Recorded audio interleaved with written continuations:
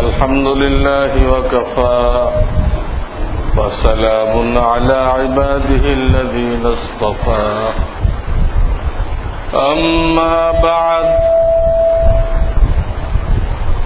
فأعوذ بالله من الشيطان الرجيم بسم الله الرحمن الرحيم إن الله لا يغير ما بقوم حتى يغيروا ما بأنفسهم وقال رسول الله صلى الله عليه وسلم تركت فيكم أمرين لن تضلوا ما تمسكتم بهما كتاب الله وسنة رسوله أو كما قال رسول الله صلى الله عليه وسلم बुजुर्गान मोहतरम, আল্লাহ রব্বুল আলামিন আমাদের এই আখিরি উম্মতকে সৃষ্টি করেছেন দুনিয়ার পরিবেশকে বদলে দিতে। দুনিয়াতে বদ্দীনের পক্ষ থেকে, কাফের মুশরিকদের পক্ষ থেকে যত রকম নিয়ম কানুন আছে, পদ্ধতি আছে, ফর্মুলা আছে, এই সবগুলোকে নস্যাৎ করে একমাত্র আল্লাহ রাব্বুল আলামিনের তরিকা, তার হাবিবের তরিকা, এটাকে সমুন্নত করার জন্য, এটাকে দুনিয়াতে জারি করার জন্য বিশেষভাবে এই উম্মতকে সৃষ্টি করা হয়েছে। এই কাজ আগেও হয়েছে, কিন্তু সেটা উম্মত লাগে নাই। তখন একের পর এক নবী আসতেন, একের পর এক নবী আসতেন। একজন নবী আলাইহিস সালাম আজকে সকালে মারা গেলেন,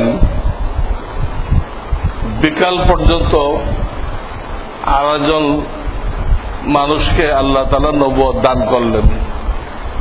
তার কাছে জিবরাইল আলাইহিস সালাম ওহী নিয়ে আসলেন।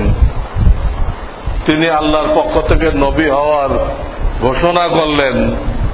তার কাছে অলৌকিক কিছু জিনিস আল্লাহ দিয়ে দিলেন, যেটা দেখলে মানুষরা বুঝতে পারে যে এই লোকটা আর সাধারণ মানুষ না, এর সাথে খোদাই শক্তি আছে। এইরকম কিছু না কিছু নবীদেরকে আল্লাহ তাআলা দিয়ে রাখছে। মুসা আলাইহিস সালাম এখানে বগলে হাত ঢুকাইলে হাত বের করতেন, তো টিউবলাইট যেরকম চমকায়, টিউবলাইট হাত এরকম আলোকিত হয়ে যেত। আর কেউ ঢুকাইলে হবে? ওনার লাঠি যখন জমিনে ছাড়তেন, তো লাঠি আজদাহা সাপ হয়ে যেত, সাপের মতো এদিক ওদিক ছোটাছুটি করত। উনি আবার যখন তার শরীরে হাত দিতেন, ওটা যেই লাঠি সেই লাঠি। এইভাবে আল্লাহ রাব্বুল আলামিন এক একজন নবীকে এক একটা মুজিজা দান করছেন, যাতে করে তিনি বুঝাইতে পারেন যে বাস্তবিক পক্ষে তিনি আল্লাহর নবী, তা নাহলে এটা কারোর দ্বারা সম্ভবপর না। হযরত ঈসা আলাইহিস সালাম কুষ্ঠ রোগের গায়ে হাত বুলাই দিলে তার শরীর ফ্রেশ হয়ে যেত, কোনো রোগের কোনো চিহ্ন থাকতো না। সেটা কে পারবে? কোনো ডাক্তার তো পারবে না। এটা হাত বুলাই দিল, লোকটা সুস্থ হয়ে গেল। যদি তিনি কোন মুর্দাকে বলেন কুম বিইذনিল্লাহ, আল্লাহর হুকুমে তুমি দাঁড়ায় যাও, তো মুর্দা দাঁড়ায় যাবে, আর তারপর আবার মরে যাবে, কিন্তু তাৎক্ষণিক দাঁড়ায় যাবে। তারপরে উনি মাটি দিয়ে একটা পাখি বানাইলেন, কথার কথা একটা পাখি বানাইলেন, এটা ছেড়ে দিলে এটা উঠতো, পাখিটা সত্যিকার পাখির মতো উঠতে থাকত। এরকম বিভিন্ন নবীকে আলাইহিমুসসালাম আল্লাহ একটা একটা জিনিস দিতেন, যাতে সাধারণ লোকের কোনো সন্দেহ থাকতো না যে এই লোকটা আল্লাহর নবী না হলে এটা সম্ভবপর না, সম্ভবপর না। সালেহ আলাইহিস সালামের কওম বলল, আপনি যদি নবী হয়ে থাকেন তাহলে আমাদের সামনে এই পাহাড়ের মধ্যে থেকে একটা উট বের করেন, পাহাড় থেকে বেরোয় আসবে উট, এবং সে বাচ্চা দিবে, বাচ্চা দেওয়ার পরে সেই উটনির দুধ আমরা খাবো, খেয়ে আপনার হাতে আপনার ধর্ম গ্রহণ করব। উনি আল্লাহর কাছে দোয়া করে তাই করলেন। পাথরের পাহাড়ের মধ্যে দিয়ে উট বেড়ে আসে।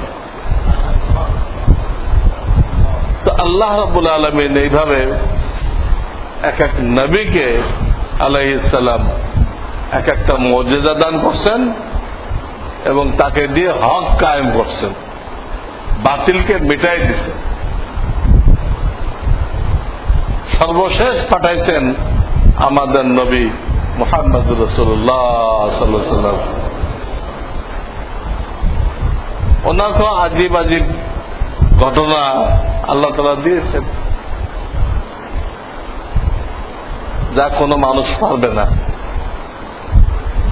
যা কোনো মানুষের দ্বারা সম্ভবপর না।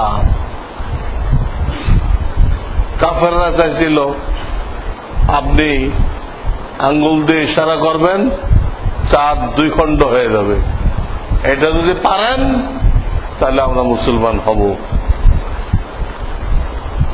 আল্লাহর হুকুমে উনি আঙ্গুল দিয়ে ইশারা করলেন, চাঁদ দুই খণ্ড হয়ে গেল,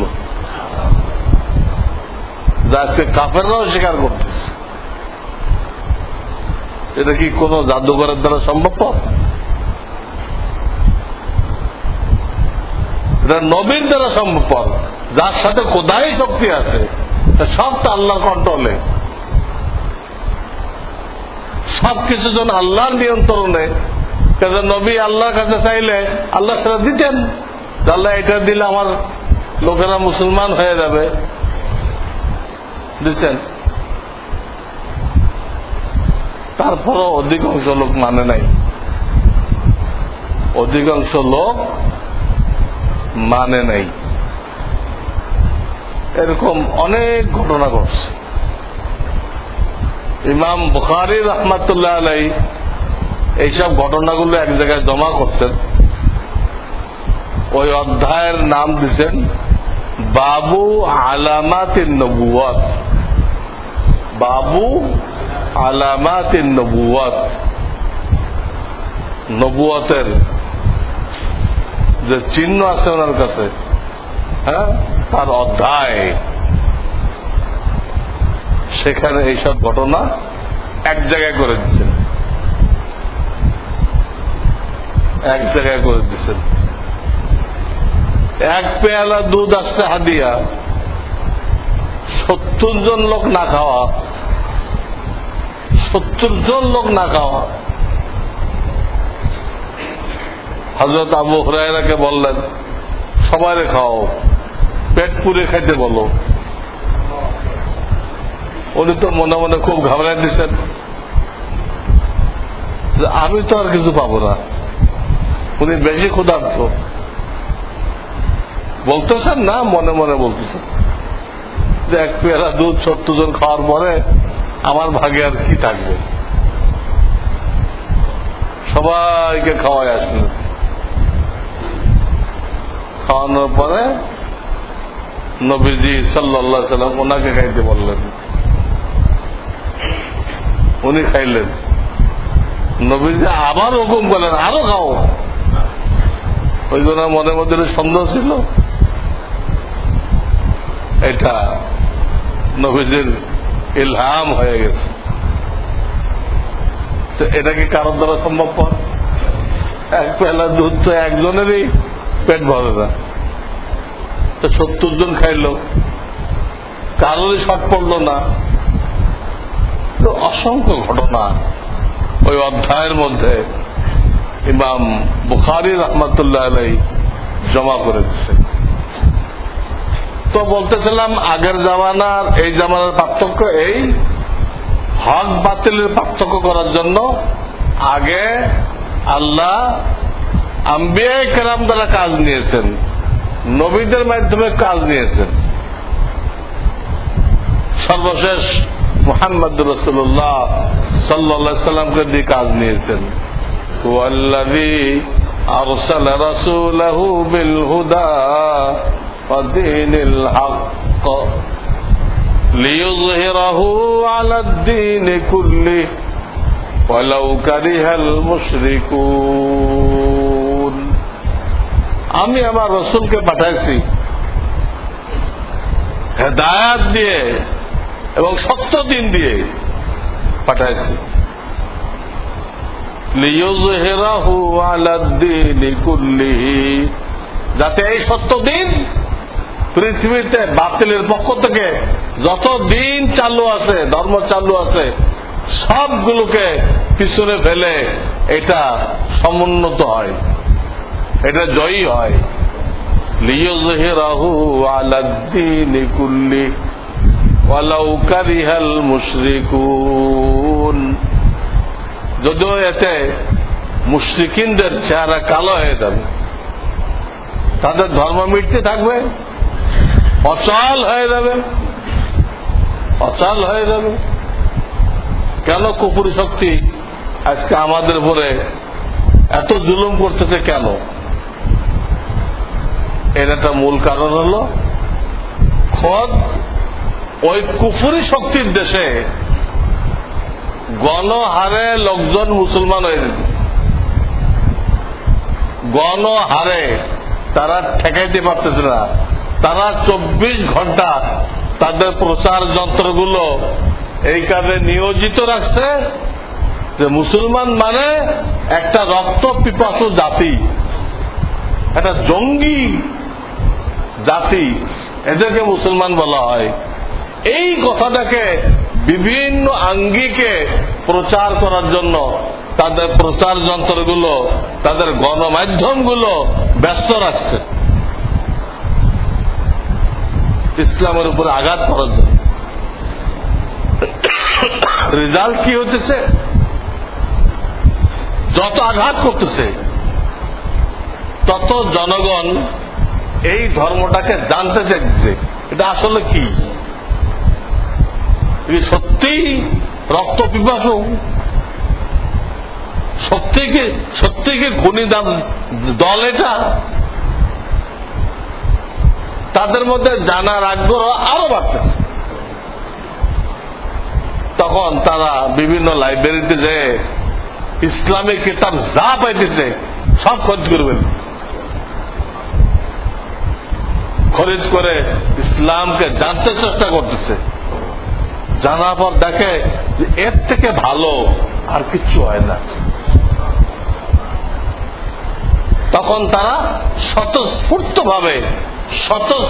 ভাবে মুসলমান হয়ে যেতেছে, মুসলমান হয়ে বিভিন্ন ইসলামিক কান্ট্রিতে আসতেছে, সে ইসলামটাকে আরো ভালো করে শিখতেছে, তাদের ছেলে পেলেকে মাদ্রাসায় দিচ্ছে।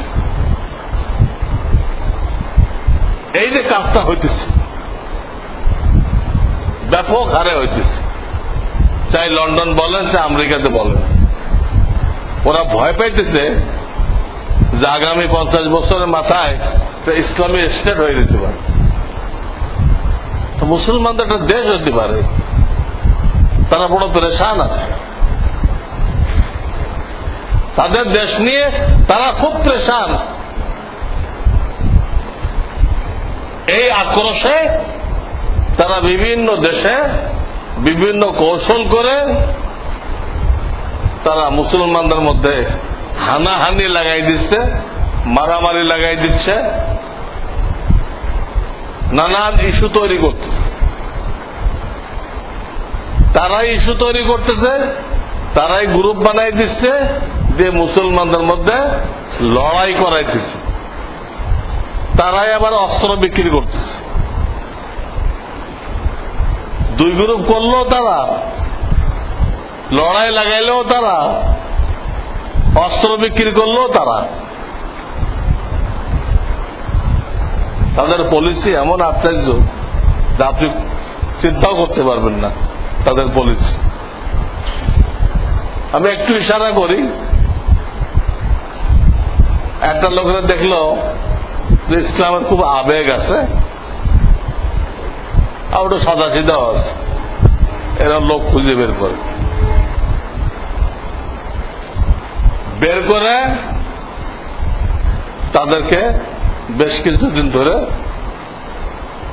তাদেরকে বুঝায়, তাদের বন্ধু সেজে তাদেরকে বুঝায় ইসলামের এই ক্রান্তি লগ্নে জিহাদ ছাড়া কোনো উপায় নেই, বাতিলের বিরুদ্ধে জিহাদ ছাড়া কোনো উপায় নেই।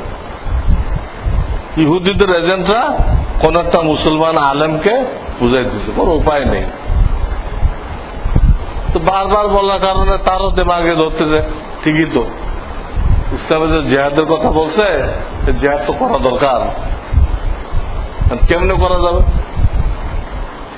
বুদ্ধি দিচ্ছে আপনি আল্লাহ তাওয়াক্কুল করে নামেন, দেখবেন যে আল্লাহর পক্ষ থেকে ফান্ডের কোনো অভাব হবে না। আপনি তাওয়াক্কুল করে নামে যান।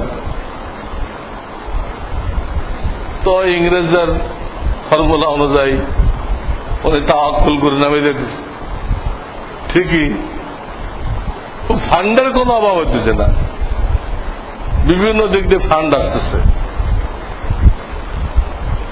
লোকজন তার দলভুক্ত হইতেছে,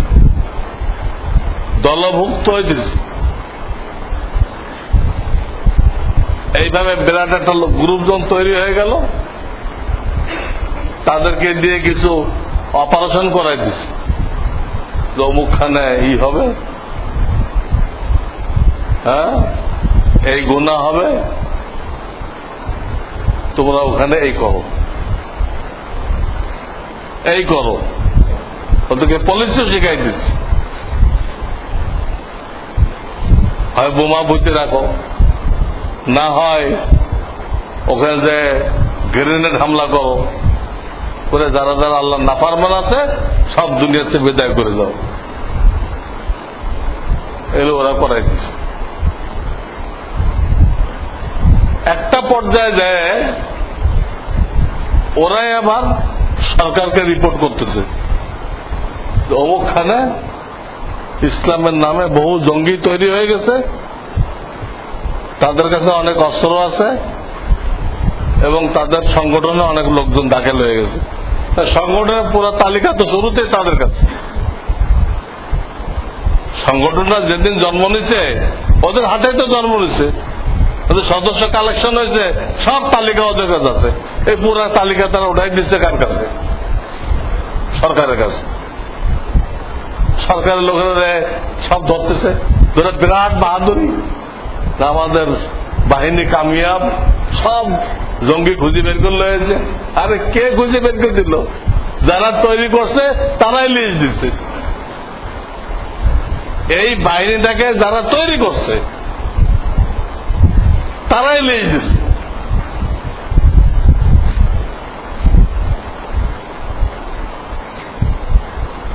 এই হলো তাদের পলিসি। এইভাবে অসংখ্য লোকের তারা বিপদে ফেলতেছে। ইসলামের নামে দাঁড় করাই দিছে, পরে জঙ্গি বানাই দিছে, পরে ফাঁসি দিচ্ছে। সব সাজানো নাটক, সাজানো নাটক, সব কাফেরদের পয়সায় হইতেছে। যারা বেকুব লোক তারা ওর মধ্যে জড়াই দিতেছে। বেকুব লোক যারা, তারা এর মধ্যে জড়াই দিতেছে। কোন জ্ঞানী লোক এরকম পয়সা নিবে না, এরকম দল বানাবে না, আর এরকম অপারেশনও করবে না। জানেন হলো ইহুদিদের ষড়যন্ত্র হোক, কাফেরদের ষড়যন্ত্র হোক, তারা এইভাবে নিজেরা তৈরি করে, নিজেরাই ধরাই দেয়। সব কাফেররা করতেছে, কাফেররা করতেছে। এইভাবে তারা মুসলমানদেরকে খতম করার জন্য, মুসলমানদের মধ্যে বিভেদ সৃষ্টি করার জন্য কত রকম পলিসি যে তারা করতেছে। তারা তাদের সিলেবাস দিয়ে পুরা দুনিয়ার মুসলমানদেরকে গোলাম বানায় নিচ্ছে। ইংরেজরা তাদের সিলেবাস দিয়ে, শিক্ষা সিলেবাস দিয়ে পুরা দুনিয়ার মানুষদেরকে, মুসলমানদেরকে গোলাম বানায় নিচ্ছে। ওদের সিলেবাস পাওয়ার কারণে ওদের ভক্ত হইতেছে, ওদের গুণ গাইতেছে, ওদের গীত গাইতেছে, যেহেতু ওদের সিলেবাস পড়ছে। এই যত নেতা নেত্রী আছে, এরা যা কিছু করতেছে, যে তরিকায় দেশ চালাইতেছে, যে তরিকায় আপোষে মারামারি করতেছে, সব তো তাদের নির্দেশে, সব তাদের নির্দেশে। এরা এত বড় মুনাফেক আপনি চিন্তা করতে পারবেন না। একই লোক আপনার সাথে দেখা করবে, আপনার বিরোধী পার্টির সাথে দেখা করবে। সকালে আপনার সাথে মিটিং করবে, বিকেলে আপনার বিরোধী নেতার সাথে দেখা করবে, করে আপনাকে এমন কান ফোড়া দিবে, ওকে আর একরকম কান ফোড়া দিবে। রেজাল্ট কি সামনে আসবে? মারামারি লাগবে। রেজাল্ট কি আসবে? একই লোক সকালে এক নেতার সাথে মিটিং, বিকেলে বিরুদ্ধে পার্টির নেতার সাথে মিটিং। এরা একরকম বুঝাইতেছে, ওরা আর একরকম বুঝাইতেছে। প্রত্যেকটা বলতে আমি তো তোমার সাথে আছি, তুমি এইভাবে করো। ওরা এটাই করতেছে, আমি তো তোমার সাথে আছি। আসলে ও কারোর সাথে নেই। ও আছে মুসলমান খুন করো, মুসলমান ধ্বংস করো, ওর পলিসি হলো এইটা। তো তারা শিক্ষা সিলেবাস দিয়ে আমাদেরকে গোলাম বানাইছে, আমাদেরকে দিয়ে যা ইচ্ছা তাই করাই নিচ্ছে, যা ইচ্ছা। এদের মেয়েদেরকে সব রাস্তায় নামাই দেওয়া হয়েছে শিক্ষার নামে, উন্নতির নামে। কারা করছে? সব কাফেররা করছে। সরকারের কাঁধে সওয়ার হয়ে সরকারকে ফান্ড দিছে যে মেয়েদেরকে শিক্ষিত করার জন্য তোমাকে 100 কোটি টাকা দেওয়া হলো। কোন মেয়ে যেন ঘরে না থাকে, সবাইকে স্কুলে আসতে হবে, এবং তাদেরকে ফেল করাইলে হবে না, সব পাস করাই দিতে হবে, মেয়েদের কোনো ফেল করাইলে হবে না। এসব পলিসি তারা দিয়ে দিচ্ছে।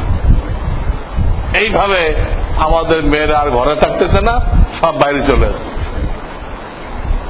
বাইরে যখন চলে আসতেছে তো মেলা মিশা, বেপর্দা, নাজায়েজ সম্পর্ক, অবৈধ সম্পর্ক, জেনা, ব্যভিচার, যা কিছু হওয়ার দরকার সব হয়েছে, সব হয়েছে। এইগুলো আগে বাড়ানোর জন্য, এই খারাপ কাজগুলো আগে বাড়ানোর জন্য মোবাইল কোম্পানি, ওই ইংরেজদের দালাল, তারা রাত 12টার পরে মোবাইল ফ্রি করে দিচ্ছে। মোবাইল করো, কোনো পয়সা লাগবে না।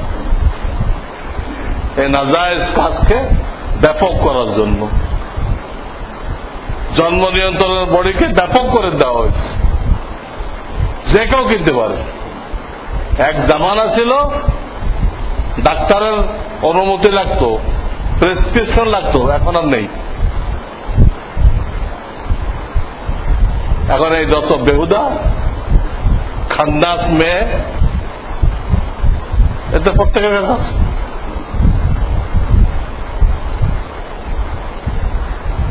এখন আর বিবাহিত হওয়া যাত না। এরপরও যদি কোনো মেয়ে অ্যাক্সিডেন্ট করে, অন্যায়ও করবে আবার অ্যাক্সিডেন্টও না হয়, সব ব্যবস্থা নিখুঁত ভাবে তারা করছে। সে নিখুঁত ব্যবস্থার পরও যদি ফেল হয় তো মোড়ে মোড়ে মেরি স্টোভ বানাইছে।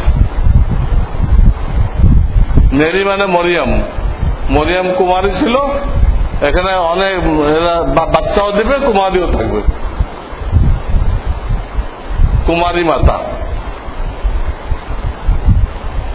প্রথম যখন কুমারী মাতা হলো গণতন্ত্র চালু হওয়ার পরে,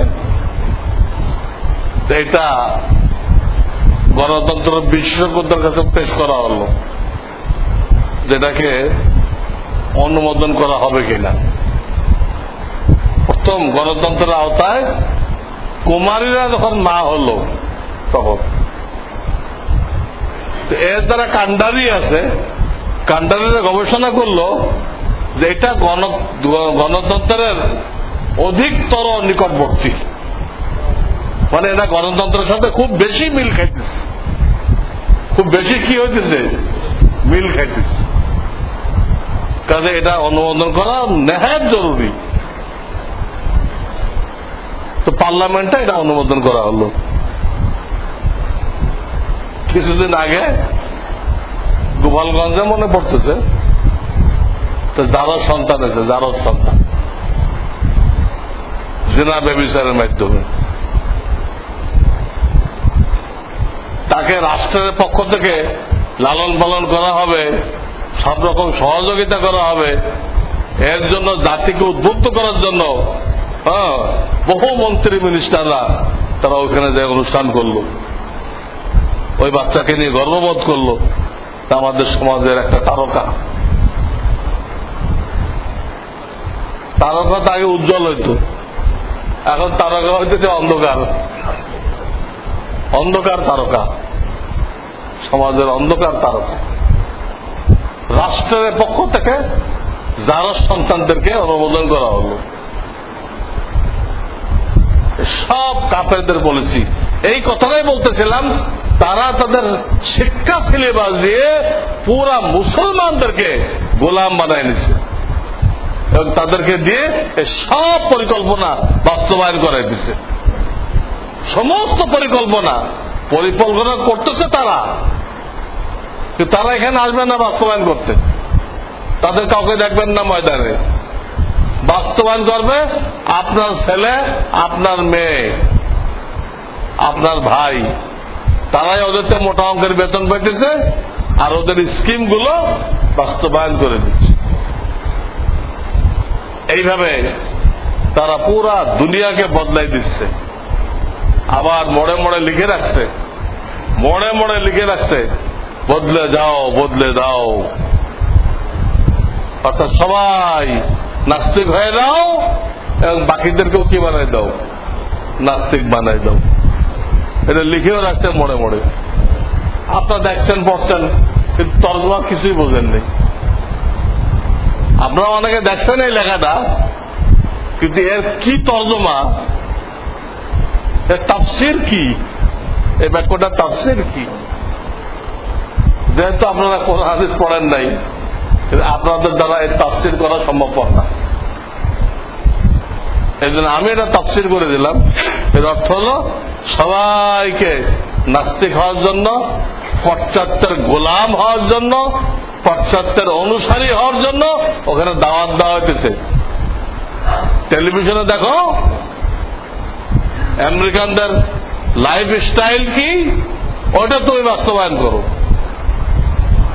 আমেরিকানদের, ইউরোপিয়ানদের লাইফ স্টাইল কি, তাহলে অহরহ টেলিভিশন দেখতে পারেন। নাউযুবিল্লাহি মিন যালিক। ওইটাকে বাস্তবায়ন করতে বলতেছে। এইটা হলো বদলে যাও তার অর্থ। যখন মুহাম্মদ রাসূলুল্লাহ হাদিস শোনেন যে তিনি তালি দেওয়া বলছিলেন, তখন তো আপনার কাছে খুব খারাপ লাগে, দূর এগুলো কি কয় মোল্লা মৌলবীরা, তালি দেওয়া পড়ছে, আপনার মন মেজাজ খারাপ হয়ে যায়। এই তালি যখন ইউরোপিয়ান থেকে আসে, সেটা ভেরি গুড, বিউটিফুল, হ্যাঁ, লেটেস্ট মডেল। দেখেন আজকাল প্যান্ট পরে তো দেখলে কি মনে হয়, মাঝখান থেকে গরুতে অনেক জায়গায় চাপছে, চাইতে রং উঠে গরুতে ডিব্বা দিয়ে এই প্যান্টের রং উঠে বলছে। আবার কদ্দু ছেঁড়া, আবার কদ্দু সুতা বের করা, আবার ওখান থেকে কদ্দু ঝুলতেছে, এখান থেকে কদ্দু ঝুলতেছে, একদম বানর মনে হয়, একটা বানর। আর যখন সেজদা যায় তখন পিঠ আর কোমর মিলে এক হাতের কাছাকাছি খোলা, তার আধা নিতম্ব নজরে আসছে। ইংরেজদের জামা আর প্যান্ট পরে একটা ছেলে যখন সেজদা করে তো তার নিতম্ব নজরে আসতেছে, অথচ নাভির থেকে নিচেরটা ঢাকা ফরজ না। কি ফরজ আদায় করলো সে? যদি নিতম্বই নজরে আসে তো ফরজের কি থাকলো? কি প্যান্ট কোথায় নামাই পড়তেছে, আরো কদ্দুর নামাবে আল্লাহ বেহতর জানে। এইগুলো নাকি লেটেস্ট মডেল। এগুলো আল্লাহ রসুলের জিনিস পছন্দ হয় না। আমেরিকান আর ইউরোপিয়ানরা করলে এটা খুব পছন্দ হয়। কিসের তাসির? শিক্ষার তাসির। ওদের সিলেবাস পড়ছে, ওদেরটা পছন্দ হয়। যারা আল্লাহ রসুলের সিলেবাস পড়ছে, এই এখন যে বয়ান শুনতেছেন, এটা আল্লাহ রসুলের সিলেবাস। বয়ান শুনতেছেন, এটা আল্লাহ রসুলের সিলেবাস। এই বয়ান যারা শুনবে তাদের কাছে ওইগুলো পছন্দ হবে না। মনে হবে যে রাস্তা পাগল, না হয় ছাগল, না হয় বানর। বইতে তো লিখেই দিচ্ছে না আমরা বানরের হয়েছি, লিখে দিচ্ছে না, লিখেই দিচ্ছে যে বানরের হয়েছে। এই যে যেদিক যাবে হয়ে আল্লাহ করতেই থাকবে, হয়ে আল্লাহ ছাড়া এরা বোঝে না কিছু, ওই যে বানর। এই মদিনার সিলেবাস যারা পড়ছে তারা পছন্দ করবে না। আমার বলার উদ্দেশ্য, ইংরেজরা তাদের সিলেবাস দিয়ে পুরা দুনিয়া বদলাই দিচ্ছে, কিন্তু আপনাকে আমাকে বানানো হয়েছে মুহাম্মদ রাসূলের সিলেবাস দিয়ে পুরা দুনিয়াকে বদলাই দিতে হবে। তারা তো পয়সা দিয়ে, অর্থের লোভ দিয়ে লোকদেরকে খরিদ করে। আপনার অর্থের লোভ দেখায় খরিদ করা লাগবে না, আপনি হকের দাওয়াত দেন। প্রত্যেক মানুষের দিলের মধ্যে আল্লাহ সে হককে কবুল করবে। তারা বাতিল তরিকায় দুনিয়ার মধ্যে পরিবর্তন আসছে। আপনাকে আমাকে বলা হইতেছে তোরা হকের দাওয়াত দিয়ে, ইসলামের দাওয়াত দিয়ে, আল্লাহ রসুলের দাওয়াত দিয়ে পুরো দুনিয়াতে পরিবর্তন আনো। মুহাম্মদ রাসূলুল্লাহ সাল্লাল্লাহু আলাইহি ওয়াসাল্লাম একা ময়দানে নামছিলেন, একা। প্রথমে একজন বাস, আবু বকর সিদ্দিক। এইভাবে বাড়তে বাড়তে বাড়তে বাড়তে আজকে আল্লাহ মুসলমানদের সংখ্যা কত বাড়াই দিচ্ছেন। এ সব মুসলমান দরকার নেই, কিছু মুসলমান দাঁড়ায় দেখ যে আমরা আল্লাহ দ্বীনের দাওয়াতের কাজ করব, মানুষের কাছে দ্বীনের দাওয়াত পৌঁছায় দিব। কিছু লোক দাঁড়ায় দেখ, দেখা যাবে পরিবেশ বদলে গেছে, বদ্দিনের সয়লাব থেমে গেছে। বদ্দিনের সয়লাব থেমে গেছে। আল্লাহর ওয়াদা, হকপন্থীরা যখন দাঁড়ায়, যদিও তারা দুর্বল হয়, কিন্তু আল্লাহ তাদেরকেই জয়ী করেন। মক্কার কাফেররা ছিল 1000, প্রত্যেকের কাছে যানবাহন ছিল, প্রত্যেকের কাছে অস্ত্র ছিল। মুসলমান 3 ভাগের 1 ভাগ, যানবাহনও নেই, কোন অস্ত্রও নেই। 2-4 জনের কাছে ছিল, 2-4 জনের কাছে। বাকি দিকে নবী আলাইহিস সালাম খেজুরের ডাল দিচ্ছেন, ওদিকে তীর তলোয়ার আর এদিকে খেজুরের ডাল। কিন্তু শেষ পর্যন্ত জিতছে কারা? জিতছে তো মুসলমানরা, জিতছে মুসলমানরা। হকপন্থীদের শুধু দাঁড়াইতে হবে, যে আমরা এই মহল্লার 10 জন দাঁড়াই গেলাম, আমরা ডেলি 2-4 জন করে মসজিদমুখী করব। যে কেউ নাজায়েজ কাজ করতে লাগলে আমরা 10 জন যাই তারা বোঝাবো। ইহুদিরা যে তরিকা শেখায়, শায়েখ রহমানের তরিকা, ওটা হবে না, ওটা ইসলামী তরিকা না। যে এখানে গানের আসর হবে, রাত্রে বোমা বুদ্ধি থেকে আসে, 100 জন মারা পড়লো, তো মনে করে বিরাট ইসলাম কায়েম হয়ে গেছে। ইসলামের কিছুই হয়নি। ইসলাম এইভাবে বাতিল প্রতিরোধ করতে বলে নাই। কেউ বোমা বুদ্ধি থইবে আর কেউ গ্রেনেড মারবে, আল্লাহর দুশ্মন বলে এদিকে মেরে ফেলবে। আরে তোমার কাজ কি? আল্লাহর দুশ্মনকে দোস্ত বানাও, মেরে ফেললে তো সে দোজখে গেল। তুমি কে বেচতে নাও, তোমাকে পাঠানো হয়েছে কেন? মানুষকে জাহান্নামে পাঠানোর জন্য? তোমাকে পাঠানো হয়েছে মানুষকে জাহান্নামে পাঠানোর জন্য, না জাহান্নামীদের জান্নাতের দিকে টানার জন্য পাঠানো হয়েছে? এদিকে আকর্ষণ করার জন্য পাঠানো হয়েছে। তো তুমি বোমা দিয়ে মেরে ফেললে, বিভিন্ন ভাবে মেরে ফেললে কায়দা করে, এটা তো ইসলামের কিছু না, এটা সন্ত্রাসী কর্মকাণ্ড। কোন আলেম একে সমর্থন দিবে না। এটা যদি ইসলামের খেদমত হতো তাহলে দাওয়াত কেন? দাওয়াত কি কাজের জন্য? এর জন্য আমাদের বিশাল দায়িত্ব। প্রত্যেক মহল্লায় কিছু লোক দাঁড়াই দিতে হবে, প্রত্যেক মহল্লায়। তারা একদিকে লোকদেরকে নামাজের দিকে ডাকবে, ইমানের মেহনত করার জন্য তবলিগের দাওয়াত দিবে, ভালো কাজের দাওয়াত দিবে। আর একদিকে কেউ অন্যায় করলে তাকে বুঝায় হাতে পায়ে ধরে তাকে থামাই দিবে, এটা করেন না। আপনি ওর বদলে ভালো কিছু করেন, একটা বিকল্প রাস্তা দেখায় দেয়।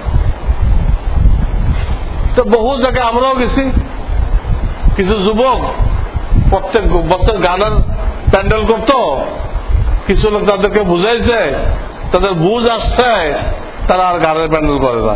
যুবকরা ঠিক আছে, সব ঠিক আছে, তারা ওয়াজ মাহফিলের প্যান্ডেল করতেছে, ওয়াজ মাহফিলের প্যান্ডেল করতেছে। আগে খাজা বাবার ডেক বসাইতো, এখন খাজা বাবার ডেক বসাইতেছে না, এখন একটা হক্কানে আলেম এনে তারা ওয়াজ মাহফিলের ব্যবস্থা করতেছে। কেউ না কেউ তো বুঝাইছে, ওই খাজা বাবা তো ডেক বসাইতে বলে না। উনি এখন জান্নাতের খানা খাইতেছেন, তোমাদের এই খিচুড়ি খাবে উনি? ওনার নামে ডেক বসাইছ, বুঝানো হয়েছে। ওই শক্তিটা ইসলামের পক্ষে চলে আসছে। কিন্তু সবাই যদি নিজের কাজ নিয়ে ব্যস্ত থাকে, প্রত্যেকে নিজের কাজ নিয়ে ব্যস্ত, নিজের চাকুরি নিয়ে ব্যস্ত, নিজের ব্যবসা নিয়ে ব্যস্ত, ইসলামের জন্য সময় বের করতে কেউ রাজি নেই, তাহলে এই পরিবর্তন আসবে না। এটা আমি আয়াতে পড়ছিলাম, তোমরা যদি নিজেরা পরিবর্তন না চাও, পরিবর্তনের জন্য তৈরি না হও, তা আল্লাহ তাআলা গায়েবী ভাবে পরিবর্তন দিবেন না। তা আল্লাহর সিস্টেম না। তোমরা তৈরি হও, তোমরা দুর্বল হইতে পারো, তোমাদের সাথে আল্লাহর মদদ থাকবে। তোমরা দুর্বল হইতে পারো, কিন্তু তোমাদের সাথে কি আল্লাহর মদদ আছে, আল্লাহর সাহায্য আছে। তোমাদের সাথে কেউ পারবে না। দায়ী দে, দিনে দাওয়াত দেনেওয়ালা, এর সাথে টক্কর দেওয়া মানে কি? দায়ের সাথে টক্কর দেওয়া মানে স্বয়ং রব্বুল আলামিনের সাথে টক্কর দেওয়া। আর রব্বুল আলামিনের সাথে টক্কর দিয়ে কে কামিয়াব হবে, কে জিতবে? কেউ পারবে? কেউ পারবে। এই জন্য যতদিন ইসলামী হুকুমত ছিল, যতদিন ইসলামী হুকুমত ছিল, তাদের মোকাবেলায় কোন কুফরি শক্তি দাঁড়াইতে পারে নাই। যেহেতু ওই সময় যারা ফৌজ ছিল, তাদের প্রত্যেকের নিয়ত ছিল আমি জিহাদে আসছি আল্লাহ দ্বীন কায়েম করার জন্য। আগে হামলা করতো না, আগে ওই দেশবাসীকে ইসলামের দাওয়াত দিত, ইসলামের দাওয়াত দিত। ইসলামের দাওয়াত অস্বীকার করলে বলতো ঠিক আছে, তো তোমরা আমাদেরকে জিজিয়া দাও, আমাদের আন্ডারে থাকো, আমাদের হেফাজতে থাকো, আমাদেরকে বছরে এত টাকা জিজিয়া দাও। 2 নম্বর প্রস্তাব, ওটা একটা সুযোগ রাখা হয়েছে। জিজিয়া দিয়ে আমাদের আন্ডারে যখন থাকবে, আমাদের আখলাক যখন দেখবে, তো সে কিছুদিনের মধ্যেই মুসলমান হয়ে যাবে। মুসলমানদের আখলাক এত সুন্দর, কাছের থেকে যখন মুসলমানদেরকে দেখবে তো সে মুসলমান হয়ে যাবে। তো সে এক্ষুনিও মুসলমান হইল না, জিজিয়া দ্বিতীয় রাজি হইল না, তখন 3 নম্বরে যায় তলোয়ার। তোমরা ইসলামের উন্নতির পথে বাধা, এই বাধাকে অপসারণ করতে হবে। মানুষ কতল করা উদ্দেশ্য না, ইসলাম যে আগে বাড়বে, পুরা দুনিয়াতে ছড়াই পড়বে, এই ছড়াই পড়ার পথে এই লোকগুলো বাধা দিছে। এই বাধাটা সরানোর নাম হলো জিহাদ। যদিও তো কাফের মারা যায়, কিন্তু এই মারা যাওয়াটা কিন্তু উদ্দেশ্য না, উদ্দেশ্য বাধা সরানো, যাতে ইসলাম সামনে বাড়তে পারে। ইসলাম তো সারা দুনিয়ায় পৌঁছতে হবে, সারা দুনিয়ায় কায়েম করতে হবে। কাজে আমরা এই কথাটা বুঝতে চেষ্টা করি, আমাদের ইসলামের জন্য সময় দিতে হবে, দাওয়াতের কাজের জন্য সময় দিতে হবে, কেউ অন্যায় করলে বোঝানোর জন্য সময় দিতে হবে। নবী আলাইহিস সালাম একা মেহনত করছেন, করে পরিবেশ বদলে দিচ্ছেন। হযরত ইউসুফ আলাইহিস সালাম 12 বছর জেলখানায় ছিলেন, পুরা কয়েদিরা আল্লাহর ওলি হয়ে গেছে। জেলখানা সব কয়েদি আল্লাহর ওলি হয়ে গেছে। যত আইন মোতাবেক তারা জেলখানা রয়েছে, কিন্তু তারা আল্লাহর ওলি হয়ে গেছে। ইউসুফ আলাইহিস সালাম যখন বের হয়ে গেছেন, তারা কাঁদতে কাঁদতে অস্থির হয়ে গেছে। বাপ মা মরে গেলে যা কান্দে, তার থেকে বেশি কাঁদছে যখন ইউসুফ আলাইহিস সালাম জেলখানা থেকে বের হয়ে গেছে। একটা লোক একটা জেলখানাকে একটা মসজিদ বানাই ফেলছে, জেলখানা মসজিদ হয়ে গেছে, সব আল্লাহর ওলি হয়ে গেছে। একটা লোক মুজাদ্দেদ আল-ফেসানি, যে বাদশাহ আকবরের দ্বীন ইলাহির বিরুদ্ধে মোকাবেলা করলো, বাদশাহ আকবরের দ্বীন ইলাহির বিরুদ্ধে মোকাবেলা করলো, এই একটা লোক লড়াই করলো, বাদশাহ আকবরের দ্বীন ইলাহি খান খান হয়ে গেল। উনি তাকে যে জেলখানায় দিয়েছিলেন, জেলখানার কয়েদি, জেলখানার সরকারি কর্মকর্তা সব ওরা মুরিদ হয়ে গেল। মুজাদ্দেদ আল-ফেসানি রাহমাতুল্লাহ আলাইহি, ওনাকে জেলে দেওয়া হয়েছিল। জেলে দিয়ে সরকারের কিচ্ছু লাভ হয় নাই, যত কয়েদি সব ওরা মুরিদ হয়ে গেছে, এবং সরকারের যত কর্মকর্তা, জেলার থেকে আরম্ভ করে সুপার থেকে আরম্ভ করে সব ওরা মুরিদ হয়ে গেছে। পরে বাদশা এসে ওনাকে পীর বানায় নিল, সেও মুরিদ হয়ে গেল। একটা লোক মেহনত করলো, পরিবেশ বদলাই দিল। আল্লাহ ইমানদারকে এত বড় তকত দান করছেন, এত বড় ইমানি শক্তি দান করছেন, যদি সে মেহনত করে পুরা এলাকা চেঞ্জ করে দিতে পারে। 2-4 জন লোক যদি দাঁড়ায় যায় পুরা এলাকা চেঞ্জ করে দিতে পারে। এটা আমার পিসা হুজুর বলতেন, হযরত মাওলানা শাহ আবরারুল হক রহমাতুল্লাহ আলাইহি, তোমরা পরিবেশের দুর্নাম করো না।